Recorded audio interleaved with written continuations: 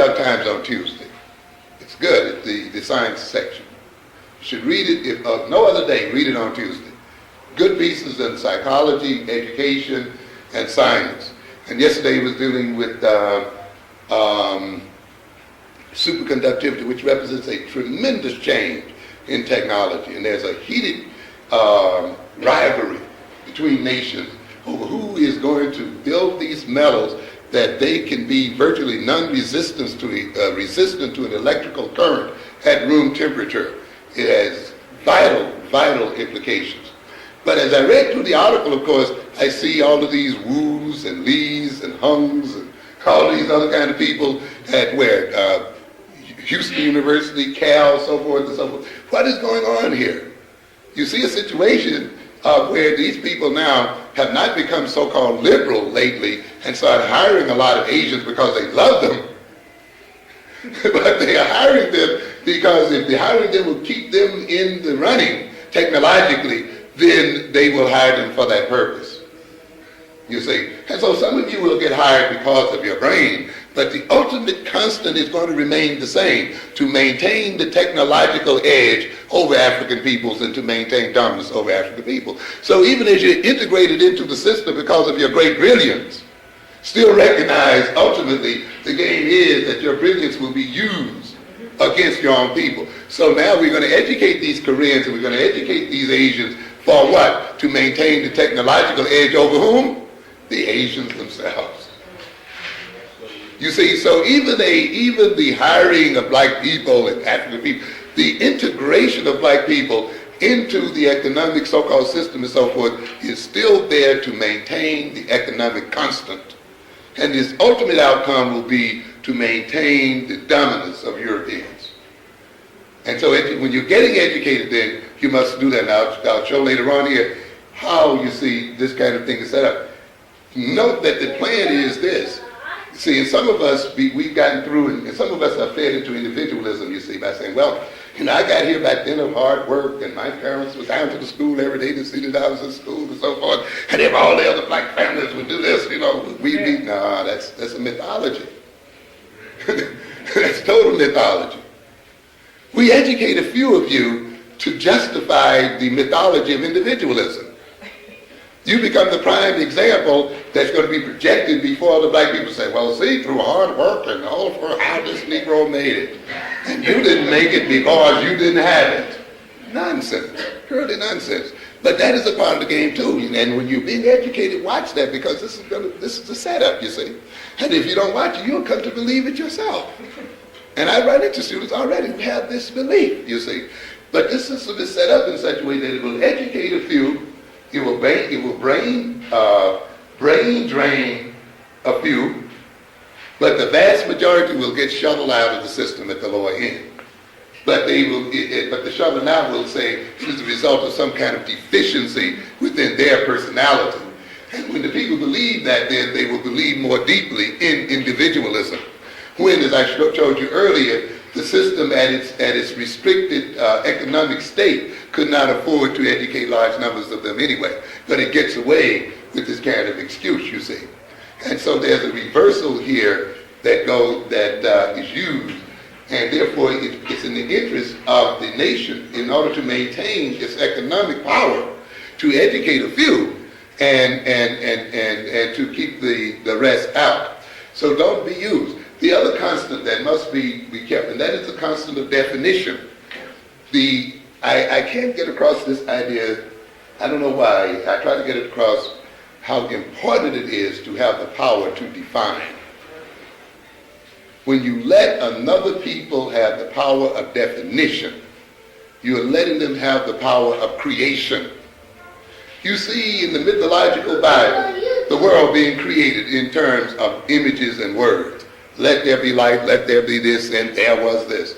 It doesn't matter whether it was true or not. The essence of the idea is that definition brings about reality and brings into reality.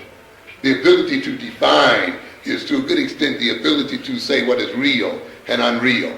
And when you let other people define reality for you, then they determine what reality is. And consequently, when we as a people have given up our power to define, then we have really given up our power to defend our interests as a people. The other day we were doing a lesson in social psychology. I wish I could bring a textbook in here just show you how these books are set up just to do you in. And the more you read, the more they do you in. That's why I say often blacks are educated into ignorance. They're made ignorant by the very education. And the audacity with which these books will do it to you, you know. They just sit it right up there and say, look, this is the way we manipulate you. This is the way we control you. It's right there, very clearly. You go into social psychology class and it talks about persuasive communications. You see, it talks about establishing norms and how you get people to react and behave in certain kinds of ways. Why do people conform? And one of the reasons it gave them, well, we conform, particularly in ambiguous situations, because if we don't know what's going on in the situation, we look at other people to see what they are doing, and how many of us have been in that kind of situation, and then we follow their example, and we conform then to their behavior, particularly if it looks like their behavior is the right behavior, brings about the right results. And it's a very interesting statement because it appears it's simple, but on a certain level, it's a very deep kind of statement. Because of me, and so and after they made this initial idea, then they talked about several experiments showing how this worked out, you see. How you could deliberately have one or two people who would define the situation differently and make people not believe their own eyes. I mean, where people were looking at physical things, two lines, and one line was obviously longer than the other, but because one or two people in the group said, no, they're the same length, many of them reached the same conclusion, showing the power of the influence of the group. And when I looked at this concept of definition, looking at other people for definition, it reminded me of something here. Often the people we look for to define the situation are the people who brought on the initial confusion in the first place, you see. And it's very interesting because when you want to manipulate people, and some of you do this subconsciously, and some do it consciously, one of the first things you do is to confuse them. Like, you know, we've done that among each other a little bit, right? You confuse them a little bit, upset them, they don't know quite what to do, and then what do? I got the answer. I'll get you out of your misery. So therefore, the person who first puts you in your misery also becomes your authority for what? Getting you out. And of course, when they get you out, they're going to get you out in terms that will advance their own interests. And now we talk about the confusion, the lack of definition that we have, the robbing black people of history, the robbing of black people of culture, the robbing of black people of a basis for reality based on their own experience and so forth.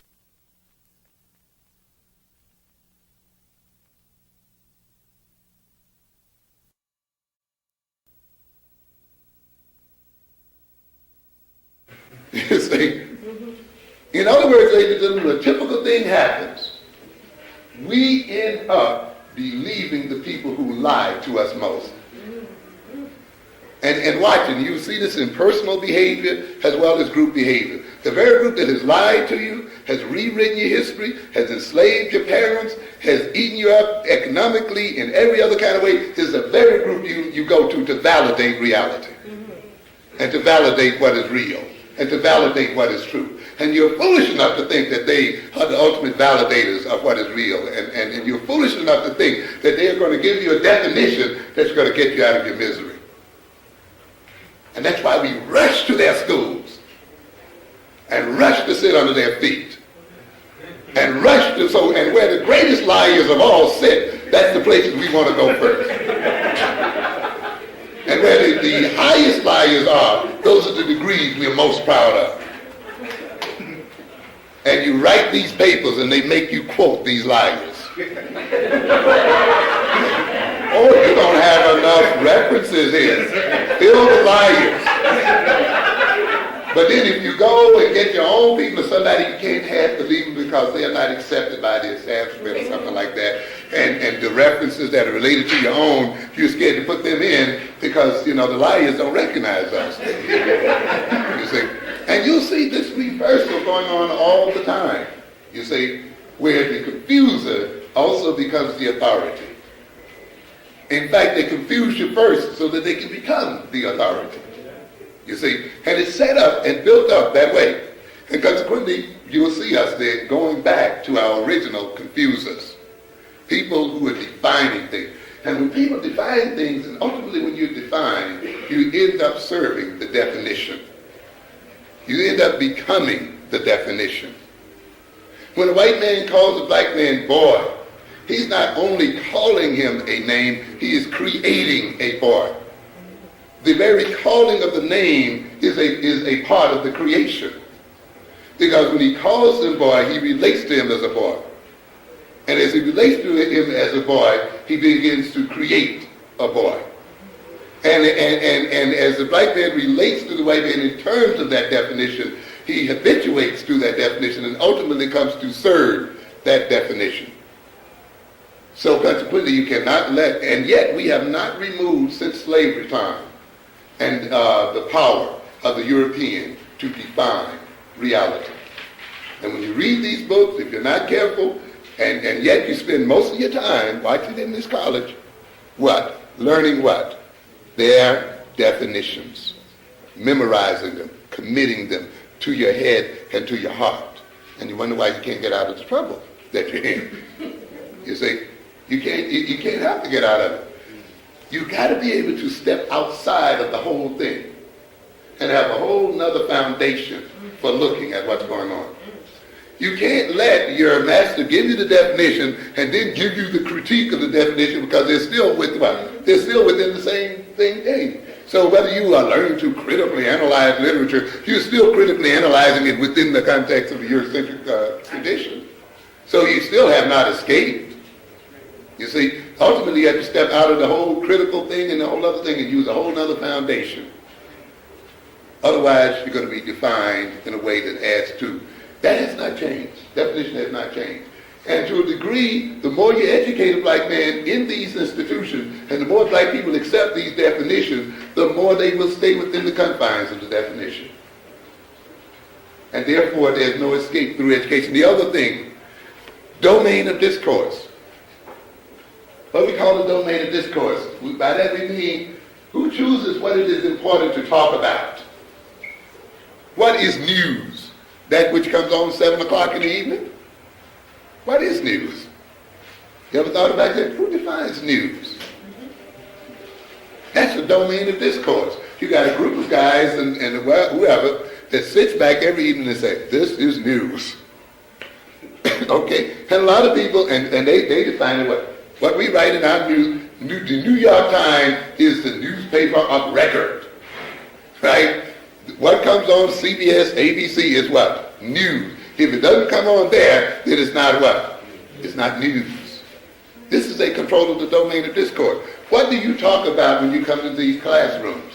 Many people come to these colleges and they assume that what is in the college catalog is worth learning. They assume that it must be worth learning because of what? Because it's there. If it weren't worth learning, why would they put it in? You know? And then they also make the opposite assumption that if it's not in there, what? It's not worth learning. This is a control of discourse, control of the domain of discourse, where people now set what is important to talk about, what is important to learn. You see, when you open the book, I talk to my students in psychology. Every time I talk about something that's not in the book, their eyes glaze over.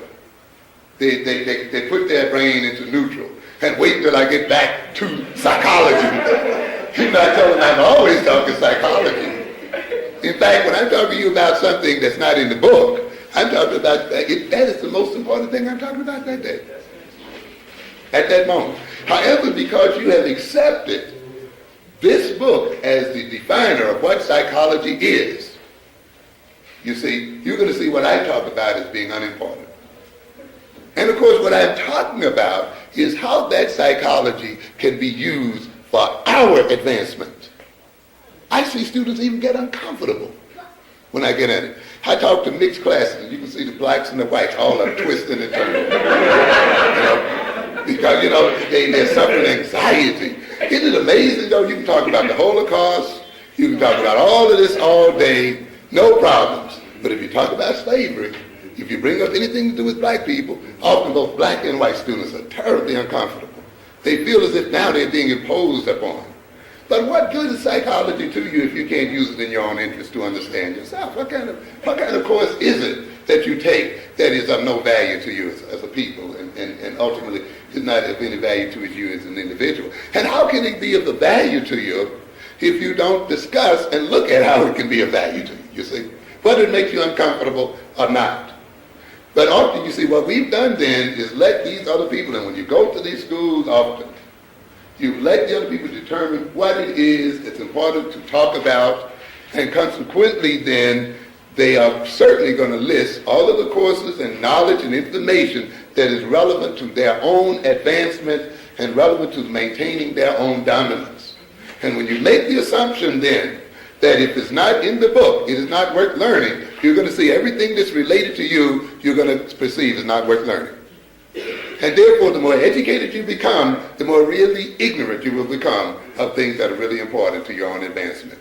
And that is one of the reasons why many educated black people are of little value to the advancement of the black group and of the black race. As a matter of fact, one of the best ways of making them no good is to educate them. You see? Because they just can't figure out how to use what they know for the interests of black people. And it's a pitiful thing. We have fewer black businesses today than we had years back. Yet we got more black degrees, MBAs, PhDs in economics, business administration degrees. What does that say, ladies and gentlemen? That these degrees are not designed for you to have any control over the economic system. The more of them you get, the less economic control you're going to have over yourself. Educating you right out of economic control. Because the course is not only defined by its subject matter, it is defined by the issues and problems that a people face. Economic is not just the discussing curves and formats and prices and macroeconomics and macroeconomics. It must ultimately get down to economic issues and problems. And the thing is, when you look at black economic and African economic issues and problems, those issues and problems are not addressed in the general economics courses and in the standard economics courses. And you can sit in there till you get 2 PhDs, you'll never get around to yourself. And when you come out of there, you'll only be prepared to work for the other people. So the other constant we mentioned, the constant is for the European, no matter how well educated we are, to ultimately be servants. And the education itself is an education into servitude. It is one that is still designed to maintain us in a relative position. Even though we're doing different jobs, we may be making more money, we may eat better, but the relationship is the same. And this is often because of what I call the control of the domain of discourse. That has not changed. What else has not changed? Information. The control of information has not changed much. I've just mentioned the books you read, the newspapers we read, the TV, the radio. Where is our information coming from? Where do we get the bulk of our information? That is still in the hands of Europeans. I think recently here the United States stopped supporting a UN agency because so-called third world countries were demanding that the reporters and so forth from the European countries report the news and report information out of these countries in a different sort of way, in a way that was more representative of reality. But rather than to do this, the United States and other European countries literally stopped their support for the agency and ultimately pushed the African man who headed that agency out of the job, even though they gave other kinds of excuses, because these people recognize that the control of information is a control of consciousness. That has not changed. And often entering into these institutions is entering into a world whose information is still under the control of other people. And of course, the other constant is the degradation of things African, which has been that since the beginning. I've often said you cannot be a slave and an African at the same time. You cannot be a servant and an African at the same time. And therefore you must be de-Africanized if you're to serve your master very well. And you'll see that process going on. And therefore things African are going to be put on a lower scale than things European. And you'll see then, of course, education is about that. Look at what we have out here. Look at the kind of styles we have. The kind of curls that people are wearing, all this kind of thing. The plastic surgery that is going on. And stuff like this. Look at the silliness and craziness of it. I've often said, and I say again and again, in order for us to be in the position we are in, we have to be out of our minds. We have to be crazy. And I mean that literally. The essence of black psychology today, ladies and gentlemen, is that it is a political necessity for black people to be out of their minds. This is where you have to start if you're going to deal with reality in terms of black people. We cannot be in our right minds. And I mean this literally, I'm not being rhetorical. We cannot be in our right minds and be in this position of servitude. You cannot do it. The 90% of the world that is non-European could not be in the state it's in unless it's out of its mind. It's a necessity that we be out of our minds, off center, off balance, destabilized. Why is it that every third world country is almost destabilized? It can never get on top of itself economically, militarily, socially. Every time it looks like it make a little progress, there's a coup or there's this and that.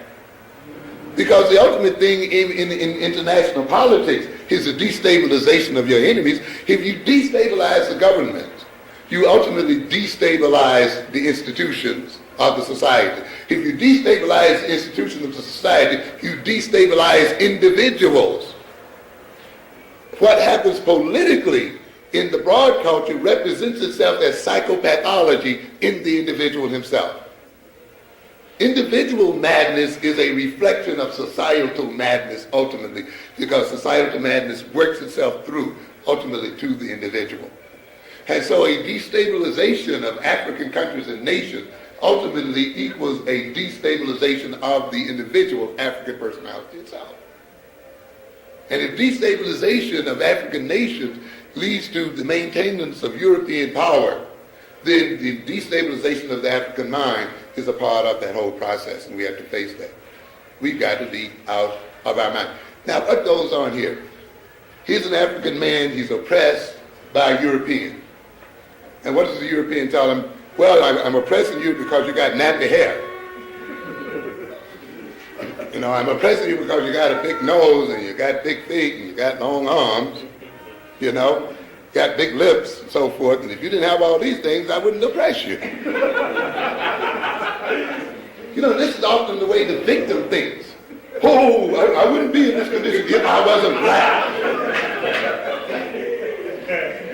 You did that to me because I'm black. Black has nothing to do with it at all. No, your lips ain't going to hurt you, your hair's not going to hurt you. There's no pain in that at all. But you can hear the way people state it semantically. Listen to the way we state it. This happened because I'm black. You see? You notice that? There's a psychology in that statement. No, nothing has happened to you because you're black. It has happened to you because there are a crazy people that attacks people and destroys them because they are different. And it is European madness, not blackness, not big nose, not nappy hair, but the Negro who comes to believe that it is blackness, then is going to bleach the skin, you see. And this is a part of the reversal too, you see, so that you see the problem as a need to reorganize your own physiognomy as a way of solving the problem. So therefore, the whiter, if I can streak my nose and streak my lips and lighten my skin and so forth, then I might be. In other words, if I can identify with the victimizer, and if I and the victimizer are one, then of course I will not suffer. And consequently, you have many of us then trying to identify, not only physically, we try to identify psychologically. When you look at me as a man. Don't see me as black. You're standing right there. How can I not see you as black? But we want to be denatured, No, you want to say, see me as I am and still treat me right. Don't denature me, and then I can only treat you right after I refuse to see you. as for what you are. That's crazy. It's a crazy kind of world. And we often go with that, and when you fall in that philosophy, then you denature things African, and you only get accepted to the degree that you can denature your own African self, which is a bogus acceptance anyway. You see, because that's not going to ultimately win the case. And what I'm trying to say then with all of these constants is that it is these constants, no matter what all the other changes you see, the scholarships you get and all these other things you get into these schools, those constants will stay there. Military edge, economic edge, technological edge, control over definition, control over domain of discourse, control over information, the degradation of things African will stay there because they are necessary to maintain European power. And anything then that takes place within this context ultimately must take place to maintain it. Education does not escape this process. One other thing I want to say, that when you have a situation of this kind, everything must be reversed in relationship to our people. In other words, we must be made backwards. And education is not going to get you out of it now. Simply, I often say we have to be dumb as people. A lot of people assume, dumb does mean you haven't been to school. No, you can be dumb and be very well educated. As a matter of fact, being very well educated is a process often of becoming dumb. You see? Because often when you're educated out of your mind, you see, educated out of your values and educated out of your heritage and educated outside of yourself and educated out of reality, often you're more dumb than the people who haven't gone to school. Because often they face the reality of what's going on every day and they see it face to face. But the educated person often protects himself from that reality and covers it over with what we call in the psychological defense of intellectualization. Depriving things of real emotional value by describing them in clinical terms and using large words and euphemisms that we've so learned so carefully in these schools as a way of escaping dealing with things the way they really are. In order for this man to rule the world, ladies and gentlemen, he can only rule the world through deception, through lies. That's the only way possible for a small group of people to rule a mass group of people, ladies and gentlemen. Through lies. That's the only way possible for a small group of people to rule a mass group of people, ladies and gentlemen. Through fooling them, through deception. That's the only way it can be done. And look at the reversal that you see in the world today. Why is it that the people who have the world's wealth under their swords are hungry and are seen as poverty-stricken? And the ones who have no wealth are seen as rich and powerful. Why is it that the Japanese who inhabit a rock in the middle of nowhere with no resources, seen as economically powerful, and yet our countries which have the world's resources are seen as poor and dependent? There's a reversal there in some kind of way. Isn't that sort of backwards? Yeah, it's a very backwards situation. Why are these people called rich and we are called poor? But it has to be projected that way. Why are these nations that depend upon African nations for their very way of life and their very technology seen as somehow as being independent, and the nations upon which they depend are seen as dependent nations? Why are the people who are the majorities in the world called minorities, and the people who are minorities seen as majorities? When you look at it, you see, ladies and gentlemen, it's only possible if things are turned around the other way. And therefore, the black personality must be a backwards personality regardless of education level. It cannot be one that's straight with itself. And you will see in relationship to every institution in this society and other societies, the results of dealing with those institutions will almost always be the opposite of the results that whites get from the same institutions. You send your children to school and sit beside white children, sit in front of a white teacher, they come out not reading and the white child comes out reading. What gives here? They go to the school, come out ignorant, if they come out at all, And the white child gets through and gets over. And I've often tell you, you look at it, they'll always be backwards. Education will make you dumb, ill-prepared, unable to advance your interests. Economics will keep you poor. No matter how much economics we take, we're still dealing with what? Poverty. So the economic system is designed to maintain the poverty of black people. Religion, I often say, is designed to send you to hell. Yeah. It's going to take you to hell, and believe me, it's going to take you to hell. The family institution is not going to solve your family problems.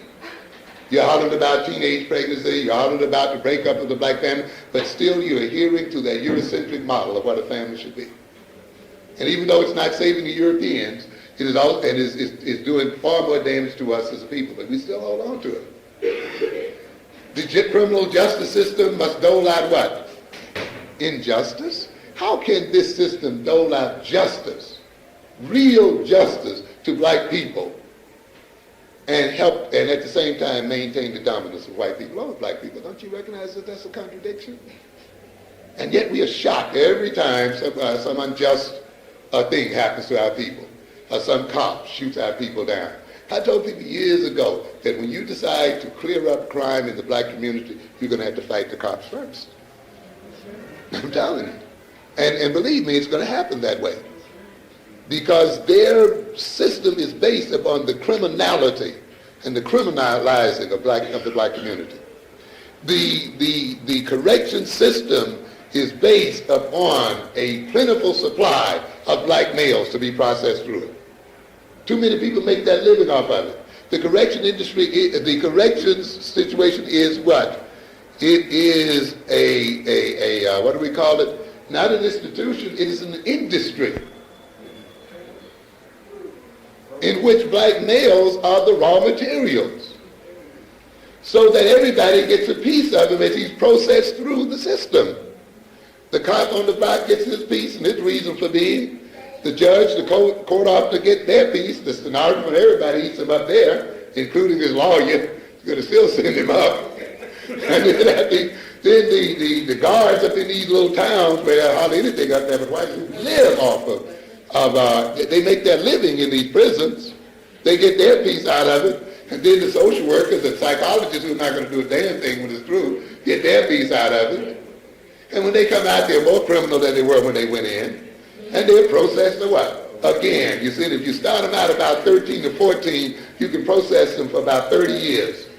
They finally get out of it when they hit about 40, 45. They're burned out by that time. But you work them, you're working on the next generation, you see. And with so many people, and look at all the people that feed in on it. I'm just only talking about the officers, but look at the vendors, the food people who sell food to the prisons, Con Ed who puts electricity in there, the construction people, and all the other people whose livelihood depends upon the criminalization of black men. And you think these people are going to give you justice? It can't be possible. How can you receive justice and equality if that justice and equality is going to truly make you equal to the white man? Because when you become equal to the white man, you're going to become more than the white man. And so then, you're going to see this reversal taking place. And this reversal is going to take place not only on the institutional level, but it's ultimately going to become a part of the black personality. We're going to know more about other people's history than we know about our own. We're going to know more about other people's psychology and so forth than we know about our own. We're going to know more about other people's economics than we know about our own. We can't solve the economic situation in Harlem, but yet we're ready to go and solve an economic situation for somebody who really doesn't need you. We're going to know all of this, but no less about ourselves. Reversed in our orientation. But not only are we going to be reversed in the sense of knowledge, but we will be reversed in emotions and feelings. Ultimately, in this system, we must come to love the things that destroy us and hate the things that will advance our interests. We're going to find the things that work against us irresistibly attractive. In fact, those things that destroy us are going to give us the greatest feelings of euphoria. And we're going to accept the definition. If it feels good, then go for it. In fact, we ain't going to define things in terms of their feeling. Of course, this is one reason why you rob people of intellect. You rob people of common sense. You rob people of the ability to control their behavior through reason. And once you rob them of that, they have nothing left but feelings and emotions. Of course, we call it spirituality. We brag about how feeling we are. Certainly we are to a degree, but also recognize another accretion to that feeling is a deliberate built-in emotional nature. Because one of the best ways to manipulate people is through their emotions and through feelings. And then the advertiser will tell you that. When you look at some of these ads, you will recognize that they make no logical sense whatsoever.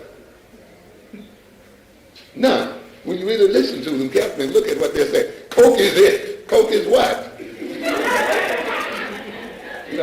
Get the feeling, catch the wave. What are you talking about here?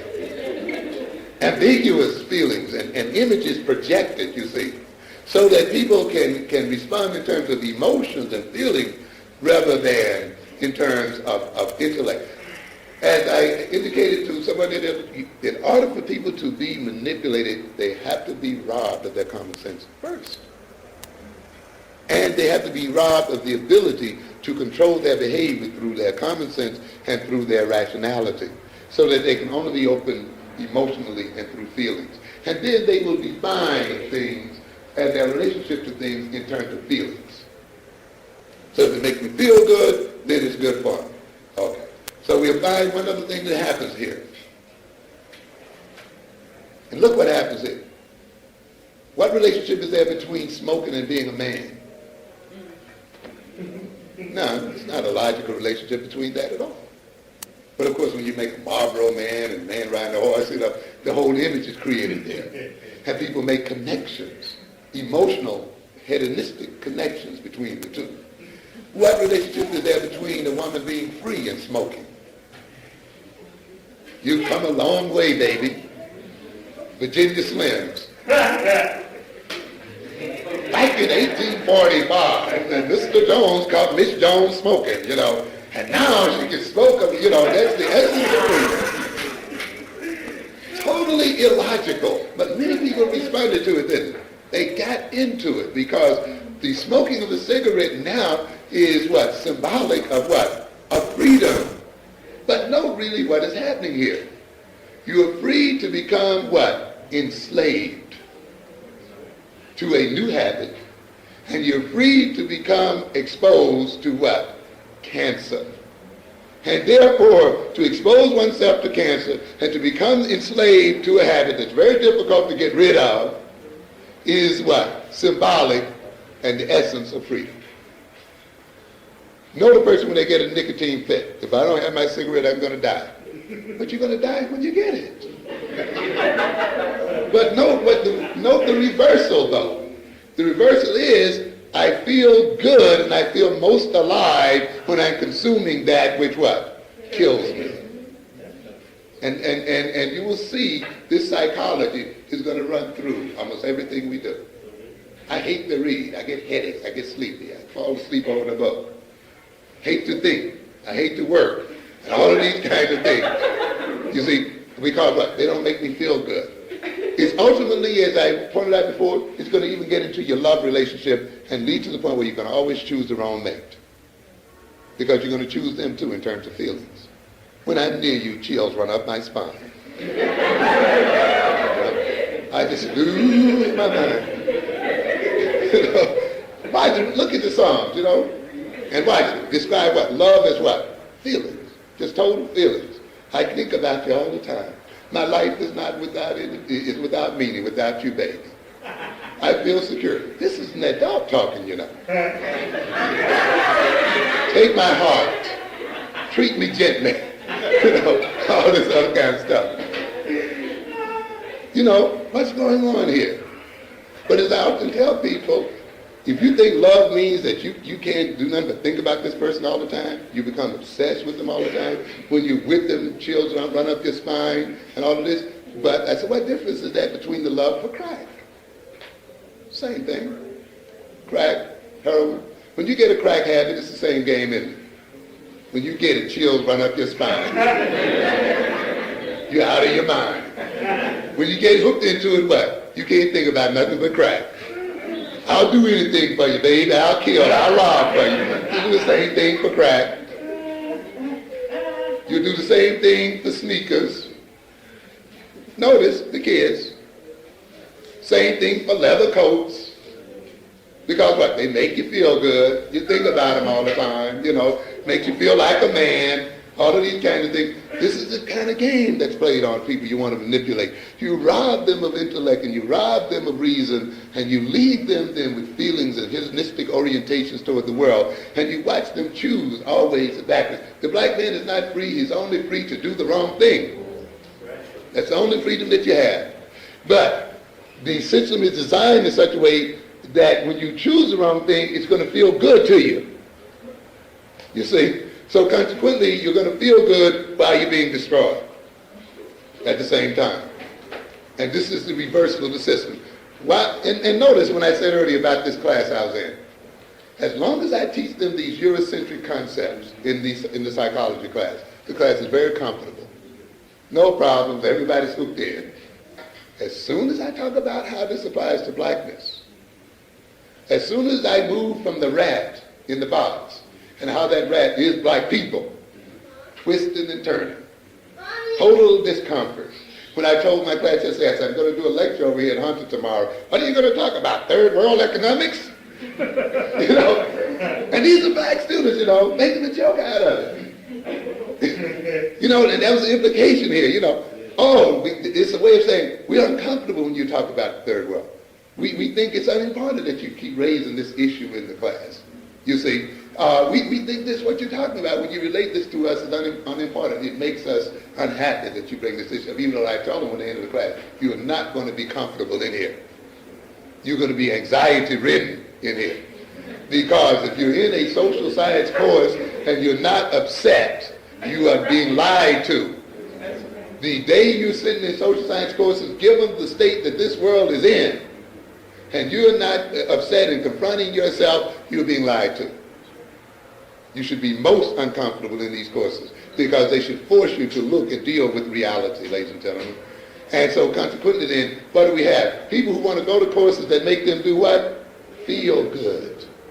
That they're comfortable in. That they enjoy.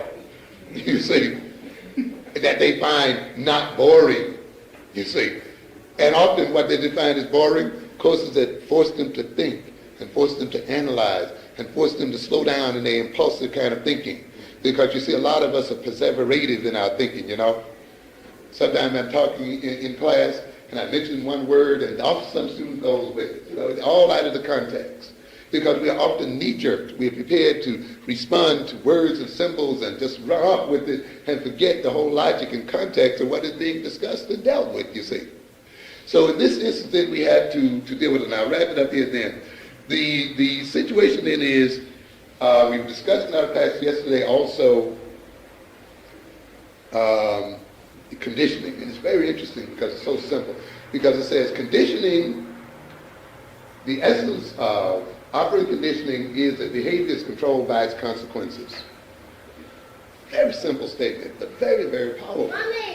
So therefore, and the whole idea is, if a particular behavior brings satisfaction and brings, rewards, it is that behavior is more likely to be repeated and to increase in frequency.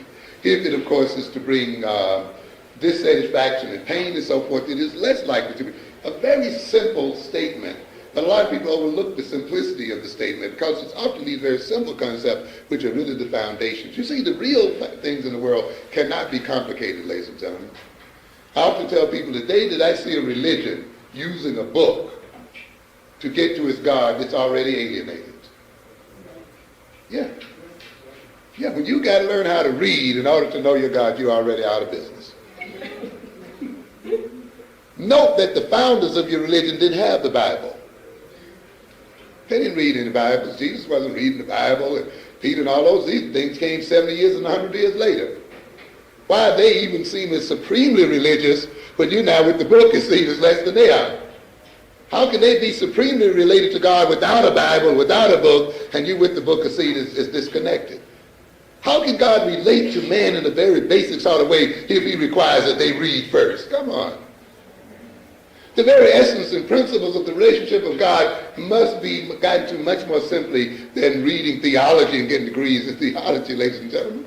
What a trick God must have played on us if he required that we read and get degrees in theology in order to be next to him. That's crazy. It must mean then that the very basic understanding of God and the very basic connection of God must be essentially simple and straightforward. But of course you need experts and authorities to do what? Complicate it so that then you have to come to them to get to Jesus.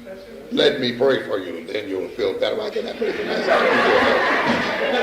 You know, the man of God. You mean I'm not of God? How did you come to be the man of God? I'm not the man of God. You see? But this is the part of the whole hierarchy. This is the part of the hell thing, you know, that these hierarchical things are going to send you to.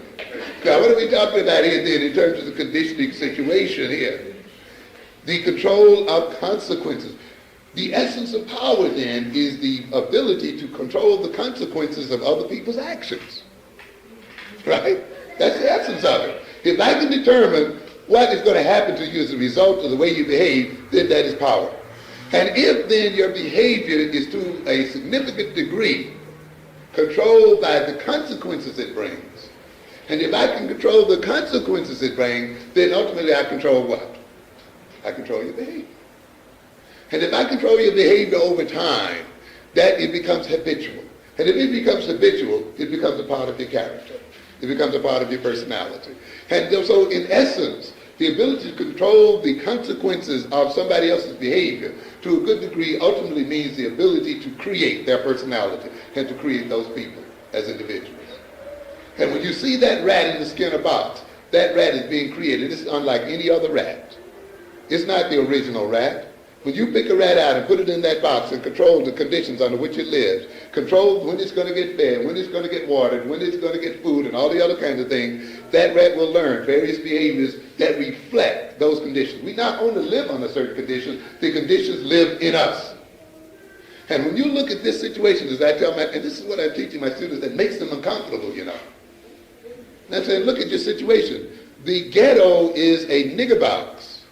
What do we mean there? It is a set of conditions designed to create niggers out of Africans. And of course you will see who controls your water, who controls food, who controls jobs, who controls information, and you'll see, and who manipulates all of these things in terms of behavior. And says, well, you have to write this way, you got to write this sentence this way, you got to talk this way, dress this way, walk this way, think this way, all of this if you are to get this job. And then when you get this job, you are to behave this way, so and so and so and so, if you are to get paid. And you can see then a creation of personality and behavior as a result of someone controlling consequences of behavior. So ultimately, you see, if you're going to create yourself, you're going to have to also get what? The ability to control the consequences of your own actions.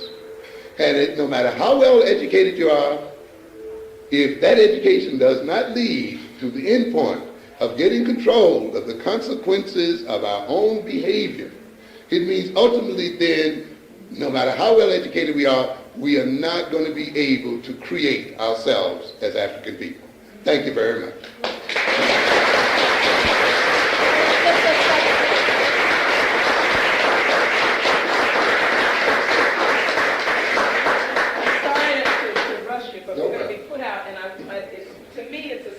That you say something very, even though what you were ending up on was what we need, very specifically to these people who will be leaving, hopefully, Hunter College one day. What specifically should they be looking to do with their lives, which will be in the interest of their people? Okay, now there are many things, of course, that need to be done. Of course, the real question as you move through this institution is to see how what you're gaining here can be applied, as I implied earlier, to the advancement of our people and to protection of our people, and to recognize that we as an African people have to build a nation, and we have to build institutions that I've indicated earlier that will protect our interests. It is also very necessary that we build an economy and build an economic system and network as people. It's not enough that you get jobs in these places. It's not enough that, as I've indicated earlier, that you be accepted through affirmative action programs or other programs, because ultimately that still leaves the economy in the hands of another people. Remember what I said as I ended. The inability to determine the consequences of your behavior ultimately means the inability to become self-creating and self-controlling. And if we are to become self-controlling, then we'll have to move ourselves, we have to get out from under the economic, military, and cultural dominance of Europeans. So we must gear our education toward that. Remember one thing, too, that, as I said earlier, being educated in these areas is not going to guarantee you any real job security or any other security. The best security, ultimately, is to have control of your own economic and social circumstances. Now, I've seen many of us being educated in an Afrocentric way. That's very important. However, do not forget that we need an economic system, because even if you educate your children very, very well, and you have no economy in which to hire them and use them to do research for you, then in a sense it's not going to do any good. You just have a bunch of frustrated Afrocentric people working for IBM. And unless you have an economic control, ultimately then you're not going to have control of yourself. And we have to look at this situation, because we've neglected that. Many of us are traumatized by money. Many of us are confused by Marxism and that game. It has paralyzed many of us. We read about socialism. We've been traumatized by capitalism, which means, of course, we are caught in between, and we don't quite know which way to go. The idea is you must come to terms with money, you must come to terms with economics, and recognize one thing I put forth under other circumstances. If you want to be great, if you want to be free, if you want to gain self-respect, and you want people to respect you the way they respected our forefathers, our Egyptian fathers, our Ghanaian fathers, and so forth, recognize ultimately, though, that the greatnesses of these civilizations was based on an economic system. And when you talk about how wonderful Egypt was, you don't forget to recognize that that system was supported by an economic system. You just don't build temples and pyramids out of air, and you don't build temples and pyramids by praises to Ra and Osiris and the rest of the gang. You still have to pay people, you still have to feed people, you still have to provision and organize and the whole bit. So in getting your education, you must get an understanding of these principles, and you must put them into action. You must also transform your personality such that you be able to love one another and make a connection with each other. Thank you. You see, but when you're given just this formal education and you're kept out of the real end jobs, where you really know what's going on, the really happening jobs, which we are kept out of, then this more and more of this education is not going to help you out. Right. Because it is not going to tell you what's real at all. You see, and this is the reason why I tell people there's no such thing as an equality of education between blacks and white students in schools. That assumes that all education takes place where? In the school. And that the most important education takes place where? In the school. You see, and so if you can teach a black child exactly the same thing you teach a white child in school, and yet ultimately there's no what? Equality of education there at all. You see, because the real education, the important education, is outside. So these books are written in a neutral fashion, which means then that they rob you of reality as a black student. And for instance, I give an example I always give about this rat in the box. And then when they talk about Skinner's rat in psychology, I know you've taken that course, right? And they have the rat in the box, and they feed that rat, when they feel like it, according to what they want the rat to do. And I said, you can leave it at that, right? And but if you leave it at that, you can learn the same thing that the white person learns. And you say you have an equal education. Except, I say, when you don't learn that we are the rat. You see, and it is that added dimension that really makes it important to you. And then when you look at that situation, you got to compare that situation to the ghetto, which is a condition. And notice the thing is called conditioning. And I try to get my students to understand that there are different levels of conditioning. That means to live under a certain state. That's also to live on a condition that says, if you lift your left paw, then you get food. That's also conditional as well. So as a result of living under a certain condition, the rat is living in a specific situation, and as a result of having his behavior being based on a condition, you will get fed if you touch this bar. It then comes out with a behavior that it did not have before. Now, you can lead many of our people at that point, but then you got to go and say, wait, okay, now let's look at, say, the ghetto. Look at the conditions of the ghetto. Poor schools, we hear all of that every day. That condition, if that condition of a rat in a box is reflected in this behavior, then the conditions that we live under must also be what? Reflected in our behavior. We not only live in a condition, the condition lives in us. And it's what we call our personality often is but our unique way of expressing our social experience. In a sense, our conditions speak through our mouths. Mm-hmm. The people we live around, their voice comes through us when we talk. The people we live around, the way they walk, they literally, the culture and conditions we live under literally possess our body.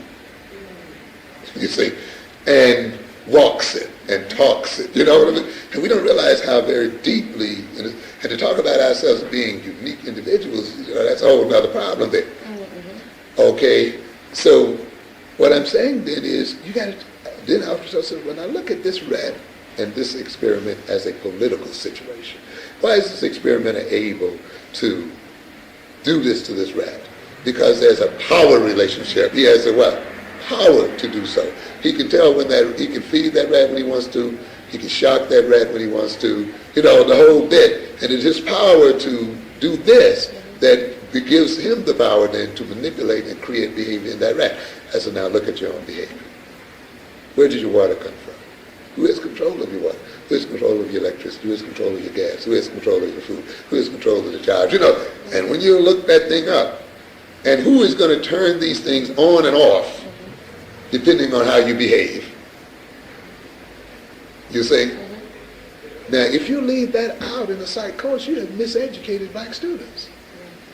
You have not made, because many of them, because of their prior training, miseducation, will not be able to read into that rat and reach the further conclusion. You have to literally tell them the conclusion. After you tell them that a few times, then they will start what? Looking and seeing. You see? And therefore, so when you go into economics class, these people are not concerned with solving your economic problems. They're concerned with solving their own. They are concerned with describing and predicting their own system. And they are concerned with creating people and personalities and professionals who can make their system work and advance it, in that sense. So consequently, what is important to you is going to be almost completely left out or coincidental to the system. And if you spend all of your time and energy learning that, it means then that you're going to crowd out anything related to yourself. And then when on top of that you believe that what they're saying is universal, and more important than anything else, you're not going to even take the time to learn about the other kinds of situations, you see.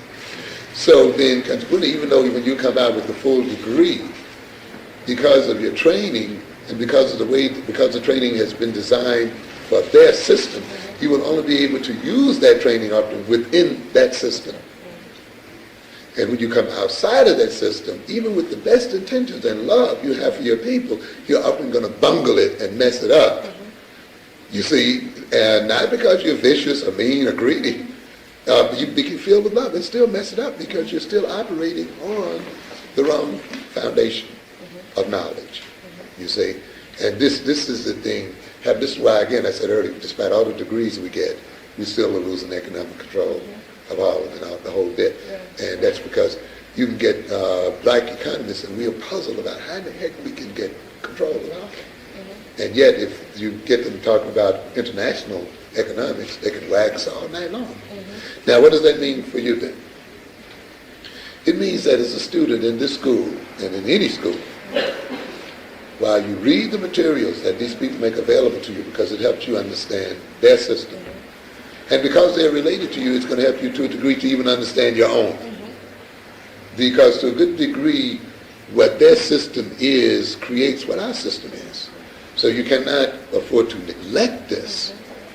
But in addition to that, and this is the parallel you got to look at, in what way does this system create the problems in mind? Okay?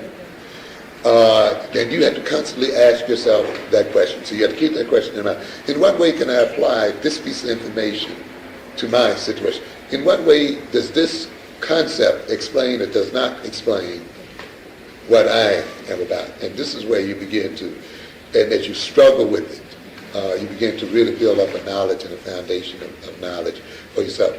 Read the books that they do not recommend.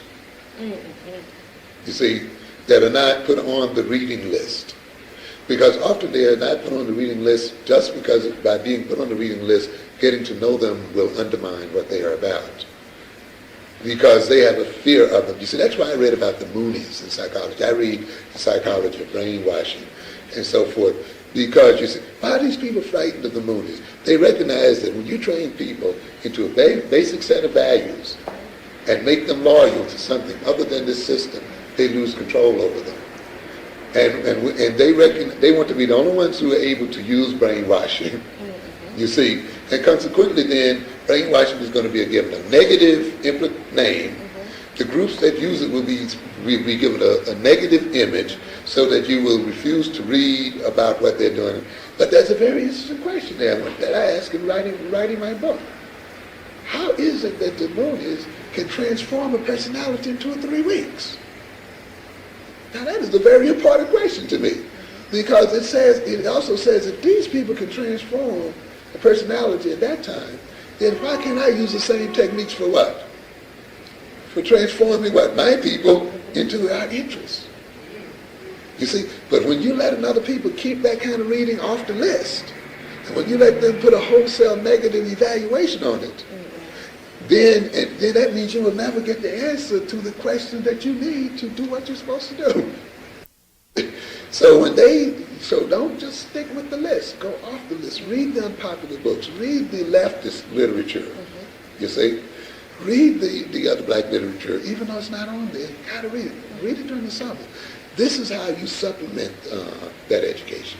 Ask different questions. Even when they talk about money, for instance, how do you get money to start a business? Now, you know realistically that we're not going to get money from banks. Then you say, well, now that system is not going to work for me. But then you still have the issue of how can we raise money in the black community? Then you start asking the issue, where is the money in the black community? Okay? Then you might reach the point that, well, the money essentially is in organizations. Church being the major one.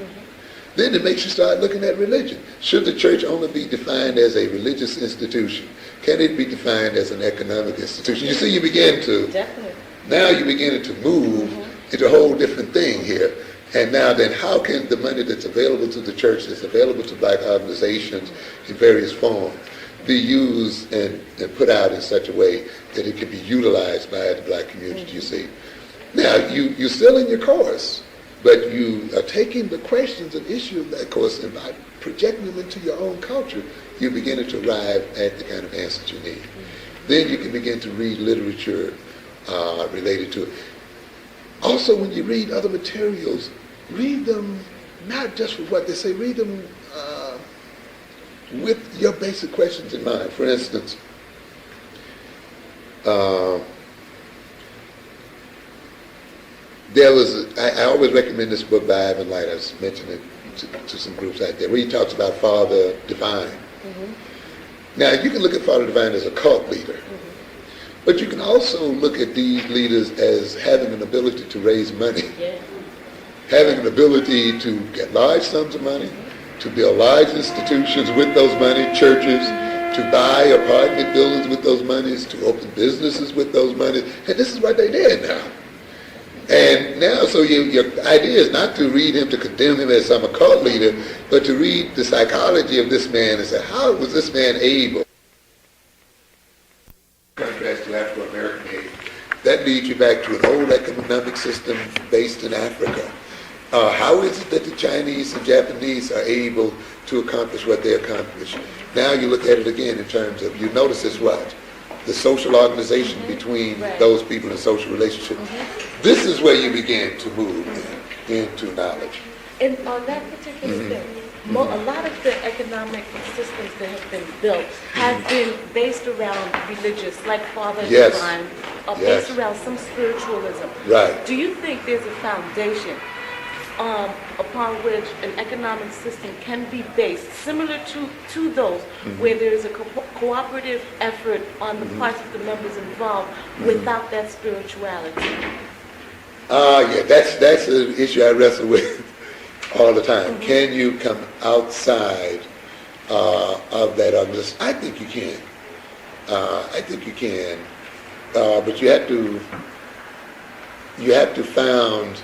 Usually, though, there has to be some kind of ideology, which is what religion is about ultimately, and some kind of overall concept. I think it can be done, and it's an issue that I haven't resolved, so I'm still working with it. But I think I don't think you have to do it. I mean, one way I'm looking at it is, can I provide within a secular context the kind of human emotional feelings that a religion usually gives people, such that people will tend to maintain loyalty as such. You see, I've often said, if we say that part of our problem is we don't trust each other, we have problems maintaining cordiality with each other in company, then I think a part of the solution would be to provide deliberate psychological situations where this kind of trust must be generated and must be created, so that people can actually live in a trustworthy relationship with each other. The other approach I've also tried to use is this. If you can demonstrate as a nationalist that